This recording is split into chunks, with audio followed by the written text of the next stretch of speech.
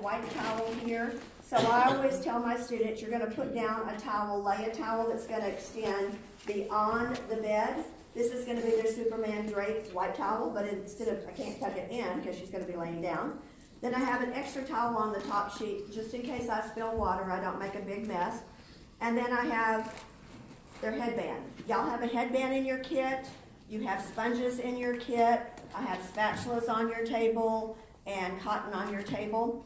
So if you're wanting to participate with me, please go ahead and get your products out. I've got some mirrors there if you want to participate. If you don't, that's fine too.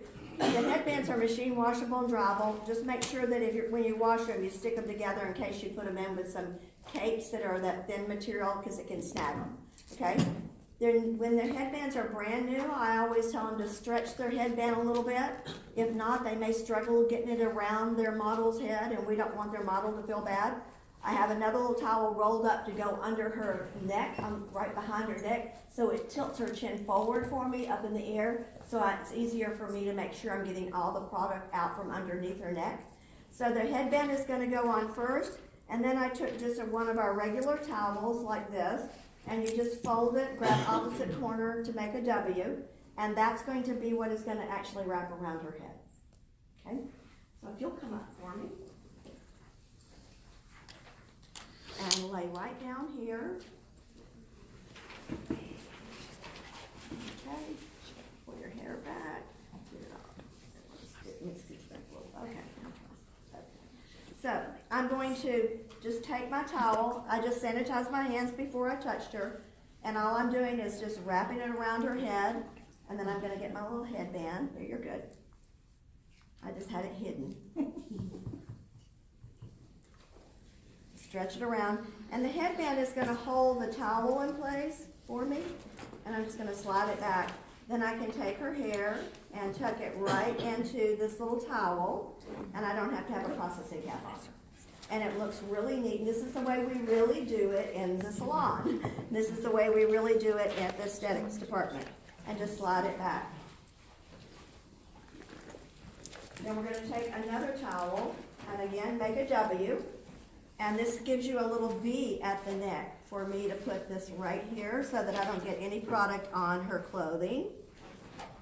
Rather just laying it straight across.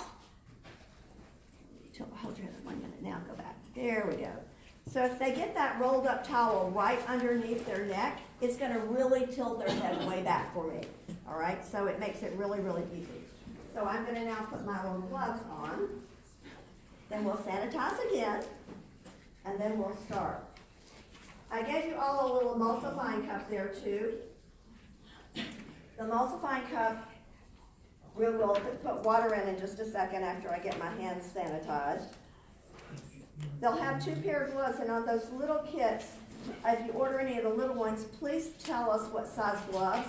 I have on a small, and they want their gloves, and my left side's bigger than my right side, so the left side always fits good, and the right side has wrinkles and dinkles in it. But tell them that they want them to fit kind of snug, so that they have the ability to have nice slippage and movement on the face. They don't want them really loose, because then they'll start to tug on the skin, and that's where they'll take off for you. So when they use their sanitizer, they're going to put 1 hand pumps, 1 hand receives. So they're going to wipe really good with their hands, and then they're going to wipe it on their white towel. The next thing I'm going to do is just put some water in my little emulsifying cup. And then I'm going to take my cleanser. And I always tell them that you don't need a lot. You know, they overuse products, as you guys know, except when it's their own product. And then they get chintzy with it. That's what I found. So I'm going to start out with the size of a dime, close it back up, and set it back in my workstation. And it's a little bit cold, and I am so sorry. I'm going to dot it across her forehead, come right straight down her nose. I tell them to make about 3 little dots on the sides of the cheeks, 3 rows of dots.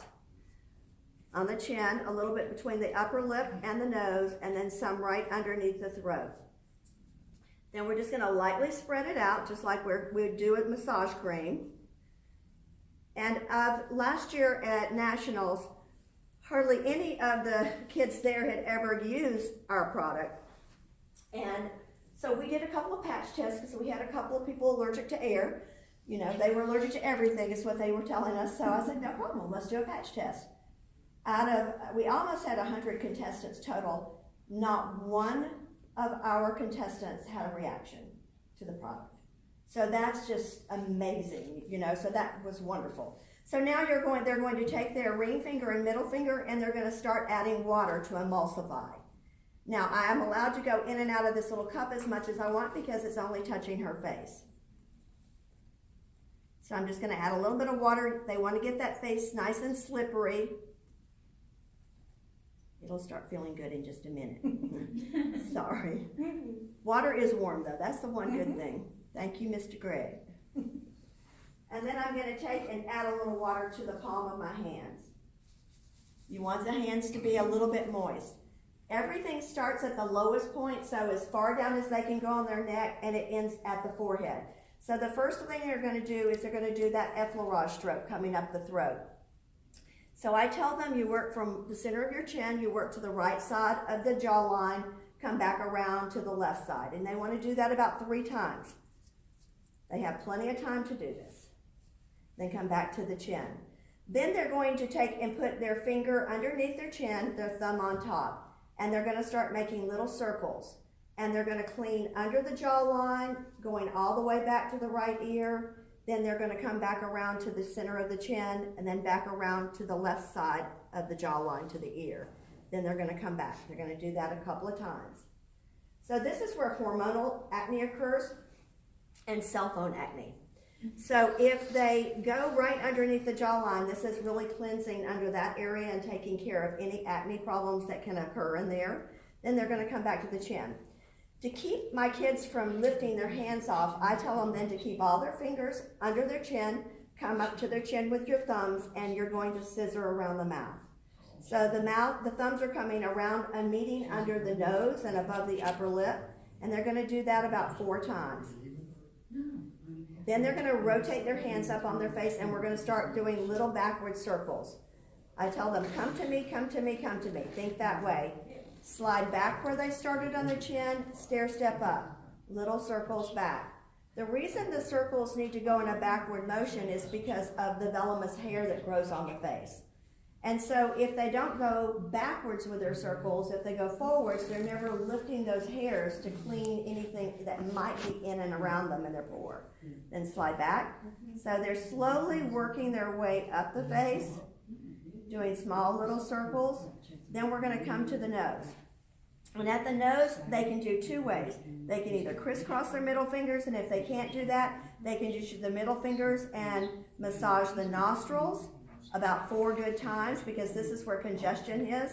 And then small circles up to the bridge of the nose, up to between the brows. Then reverse their circles down. Then 1, 2, 3, 4.